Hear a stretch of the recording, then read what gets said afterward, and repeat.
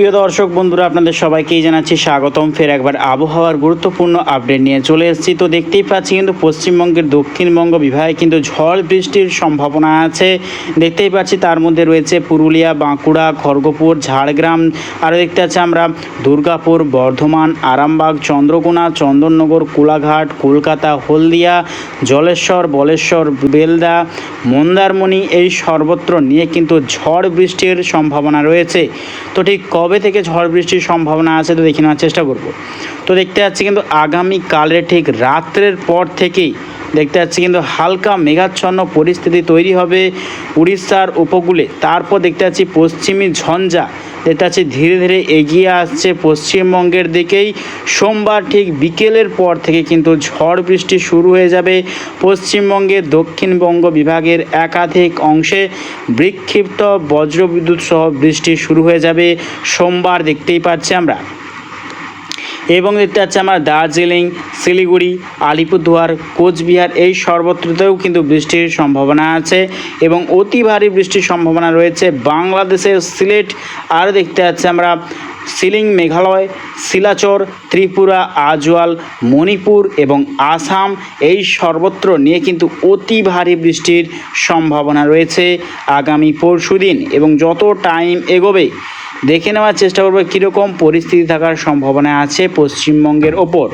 তো দেখতে পাচ্ছি মঙ্গলবারেও কিন্তু দেখতে পাচ্ছি ঝড় বৃষ্টির সম্ভাবনা রয়েছে খড়গপুর, বাঁকুড়া, পুরুলিয়া, দুর্গাপুর, বর্ধমান, খাটুয়া, আরামবাগ, চন্দননগর, কলকাতা, ঝাড়গ্রাম, কোলাঘাট, এই সর্বত্র নিয়ে কিন্তু দেখতে পাচ্ছি মঙ্গলবারেও কিন্তু বৃষ্টির সম্ভাবনা রয়েছে পশ্চিমবঙ্গের দক্ষিণ বিভাগের একাধিক অংশে।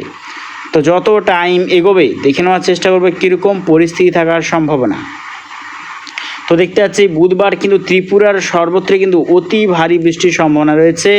লাল সতর্কতা রয়েছে ত্রিপুরার সর্বত্র এবং বাংলাদেশের খাগড়াছড়ি, চট্টগ্রাম, মতিরহাট, এই সর্বত্র এবং শিলাচর বিভাগে কিন্তু অতি ভারী বৃষ্টির সম্ভাবনা রয়েছে। তো যত টাইম এগোবে দেখে নেওয়ার চেষ্টা করবো আগামী কিছুদিনে কীরকম পরিস্থিতি থাকতে চলেছে গোটা পশ্চিমবঙ্গের ওপর। তো লাস্ট আপডেট যদি চলে আসি, লাস্ট আপডেট 29 এপ্রিল সোমবার। দেখতে পাচ্ছি 29 এপ্রিল সোমবার কিন্তু কোনো বৃষ্টির সম্ভাবনা নেই পশ্চিমবঙ্গ এবং বাংলাদেশের দক্ষিণবঙ্গ বিভাগে।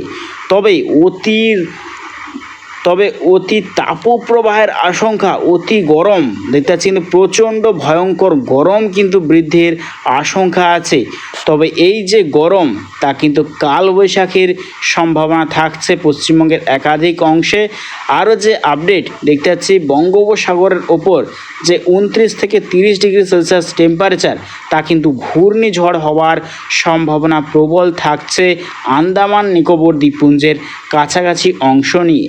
দেখতেই পাচ্ছি কিন্তু ভয়ঙ্কর পরিস্থিতি হতে চলেছে আগামী দিনে। যদি ঘূর্ণিঝড় যদি হয় তা হচ্ছে মে মাসের 14 বা 15 তারিখের দিকে কিন্তু ঘূর্ণিঝড়ের আশঙ্কা থাকছে।